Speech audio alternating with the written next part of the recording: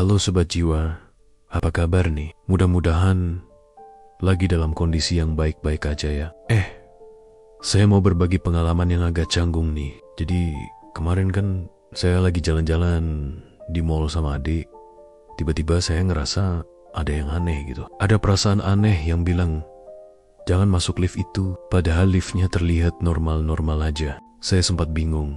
Ini intuisi atau saya lagi kebanyakan mikir ya. Akhirnya karena ragu, saya ajak adik naik lift yang lain aja. Ternyata 5 menit kemudian lift yang tadi itu mogok dan orang-orang di dalamnya terjebak selama 2 jam. Nah, tapi ada juga pengalaman sebaliknya. Minggu lalu saya merasa kalau teman saya lagi ngomongin saya di belakang. Saya jadi parno, kebanyakan mikir, sampai akhirnya saya tanya langsung ke dia. Ternyata dia nggak ngomongin apa-apa, malah lagi mikirin masalah pribadi dia. Jadi yang mana nih yang intuisi, yang mana yang paranoid?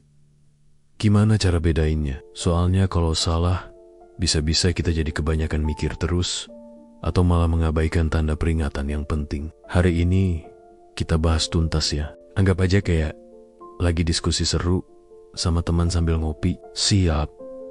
Yuk, mulai bagian 1. Memahami perbedaan. Oke, jadi gini. Baik intuisi maupun paranoid itu sama-sama perasaan yang muncul tanpa penjelasan logis yang jelas. Makanya sering banget kita bingung. Tapi sebenarnya mereka punya tanda khas energi yang beda banget kalau kita tahu cara membedakannya. Intuisi itu rasa tahu yang tenang, kayak ada suara lembut yang bilang, percaya deh sama ini. Gak ada drama, gak ada panik mendesak. Biasanya disertai rasa damai, meski berupa peringatan datang sekali, jelas, lalu hilang. Gak berulang-ulang atau obsesif. Paranoid itu kecemasan berlebihan, kayak ada suara yang teriak-teriak, bahaya, penuh dengan bayangan skenario terburuk yang dramatis, bikin gelisah, susah tidur, jantung berdebar, terulang-ulang banget, kayak kaset rusak yang terus diputar. Analogi gampangnya gini, intuisi itu kayak GPS yang tenang, bilang belok kanan 100 meter lagi. Jelas, membantu, gak dramatis. Paranoid itu kayak alarm mobil yang bunyi, terus tanpa ada yang menyentuh mobilnya. Saya punya teman namanya Dinda. Dia tuh memang sensitif banget sama energi. Tapi sayangnya, dia sering gak bisa bedain mana intuisi, mana paranoid. Suatu hari dia bilang, saya merasa pacar saya selingkuh deh. Pas ditanya kenapa, dia bilang, soalnya semalam saya mimpi dia sama cewek lain. Saya tanya, rasanya gimana? Tenang atau cemas? Cemas banget. Saya sampai gak bisa tidur, kepikiran terus. Nah, itu tanda klasik paranoid. Kalau itu intuisi, rasanya bakal lebih seperti sedih, tapi menerima. Bukan cemas yang obsesif. Ternyata benar aja, pacarnya gak selingkuh. Dinda lagi PMS, dan hormonnya lagi gak stabil. Jadi kecemasannya meningkat, dan dia salah mengira itu sebagai peringatan intuisi. Bagian 2. Ilmu di balik intuisi. Nah, mungkin kalian penasaran, sebenarnya intuisi itu apa sih? Beneran ada atau cuma sugesti? Ternyata ada dasar ilmiahnya loh. Intuisi itu pada dasarnya adalah proses cepat yang gak disadari. Otak kita terus-menerus mengumpulkan informasi dari lingkungan ekspresi wajah kecil, bahasa tubuh, pola energi, perubahan halus yang pikiran sadar kita gak perhatiin. Terus pikiran bawah sadar kita mengolah semua data itu super cepat dan ngasih kita kesimpulan dalam bentuk perasaan di hati atau insting. Contoh nyata, pernah gak sih kalian ketemu seseorang, kesan pertamanya kelihatan baik, tapi ada sesuatu yang terasa aneh. Lalu lama-lama, ternyata benar orang itu toksik. Itu pikiran bawah sadar kalian nangkep sinyal kecil yang gak ditangkap pikiran sadar. Mungkin ketidaksesuaian dalam bahasa tubuh, atau tanda energi yang gak sesuai dengan penampilan yang dia tunjukkan. Intuisi juga terkait dengan keseimbangan detak jantung, kecerdasan usus, sistem saraf di perut kita, aktivasi kelenjar pineal yang sering disebut mata ketiga. Makanya perasaan intuitif sering banget kita rasakan di area dada atau perut, bukan di kepala. Sedangkan paranoid itu hasil dari amigdala, pusat rasa takut di otak, yang terlalu aktif trauma masa lalu yang belum sembuh. Kebanyakan informasi yang bikin otak menciptakan pola palsu ketidakseimbangan hormon, terutama saat stres atau PMS. Paranoid itu sebenarnya mekanisme bertahan hidup yang rusak. Awalnya untuk melindungi kita, tapi jadi terlalu protektif sampai bikin alarm palsu. Bagian 3. Tes praktis untuk membedakan. Oke, sekarang masuk ke bagian praktis yang kalian tunggu-tunggu. Gimana sih cara membedakan intuisi sama paranoid secara langsung? Tes 1. Kompas tubuh. Kalau kamu dapat perasaan tentang sesuatu, langsung cek reaksi tubuhmu. Intuisi rasanya. Rasa lega, di dada tenang, tapi waspada napas stable. Kayak ada arahan lembut. Paranoid rasanya. Dada terasa sesak, jantung berdebar cepat, napas dangkal, kayak ada alarm mendesak. Tes 2. Tes waktu. Intuisi itu tidak terikat waktu. Kalau kamu rasakan lagi besok, hasilnya tetap sama. Paranoid itu terikat kondisi. Bisa berubah, tergantung suasana hati atau situasi saat itu. Tes 3. Tes kejelasan. Intuisi biasanya datang dengan kejernihan damai. Meski isinya peringatan, tetap jelas langkah apa yang harus diambil. Paranoid datang dengan kekacauan pikiran.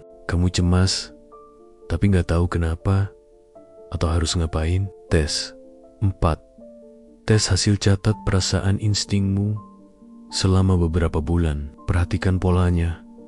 Intuisi biasanya tepat atau setidaknya bermanfaat. Pikiran paranoid biasanya alarm palsu atau cuma bikin stres. Dinda yang tadi saya cerita, sekarang dia udah latihan.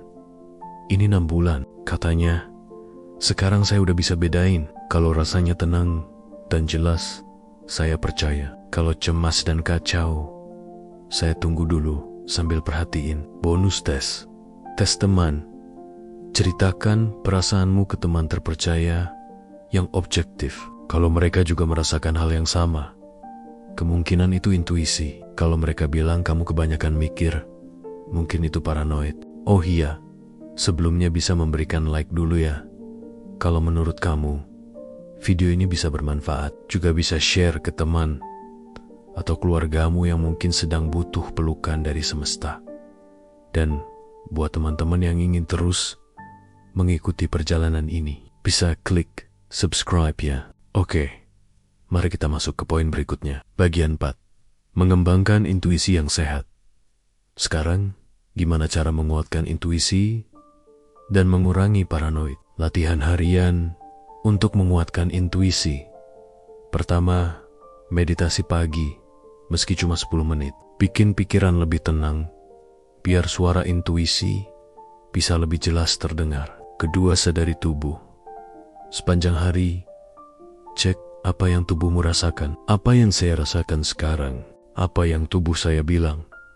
Ketiga, catat perasaan instingmu. Tulis intuisi dan cek ketepatannya. Ini melatih pikiran sadar mengenali intuisi yang benar. Keempat, dekat dengan alam. Lingkungan alami membantu menyeimbangkan energi dan memperkuat kepekaan batin. Latihan harian untuk mengurangi paranoid. Pertama, batasi asupan informasi. Terlalu banyak berita, gosip, atau konten dramatis bisa memicu rasa takut berlebihan. Kedua, teknik menenangkan diri, grounding. Kalau lagi paranoid, rasakan kaki menapak. Sebutkan 5 hal yang kamu lihat, 4 hal yang kamu dengar, dan lain-lain.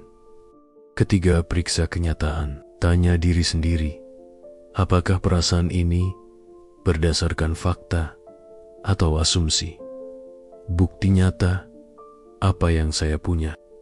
4. Belas kasih pada diri sendiri. Jangan keras sama diri sendiri kalau salah membedakan. Itu bagian dari proses belajar. Saya pribadi punya ritual harian. Setiap pagi, saya luangkan 5 menit untuk duduk diam sambil niat. Hari ini, tolong bantu saya membedakan antara rasa takut dan kebijaksanaan, antara kebanyakan mikir dan benar-benar tahu.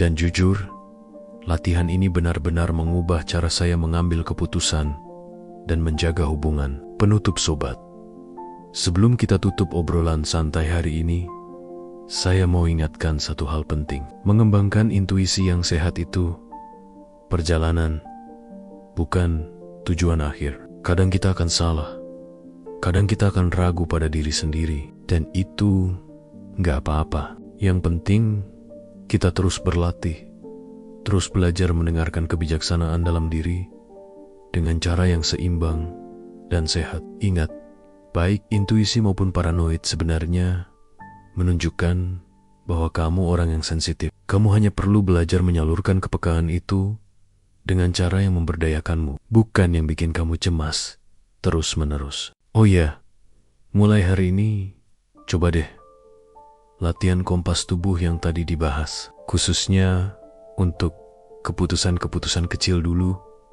Mau makan apa, mau lewat jalan mana, mau balas chat atau enggak. Perhatikan polanya, perhatikan ketepatannya. Saya penasaran dengar hasil percobaan kalian. Makasih udah nemenin saya ngobrol hari ini. Kalau ada pengalaman lucu atau pelajaran menarik tentang intuisi versus paranoid, bagi di komentar ya. Saya selalu senang baca cerita kalian. Dan kalau tulisan ini bermanfaat, jangan lupa bagi ke teman-teman yang mungkin juga lagi bingung soal percaya insting mereka. Sampai jumpa di sharing berikutnya. Percayalah pada hati, tapi gunakan juga logikamu ya. Tetap bijak, tetap berpijak, sobat jiwa. See you.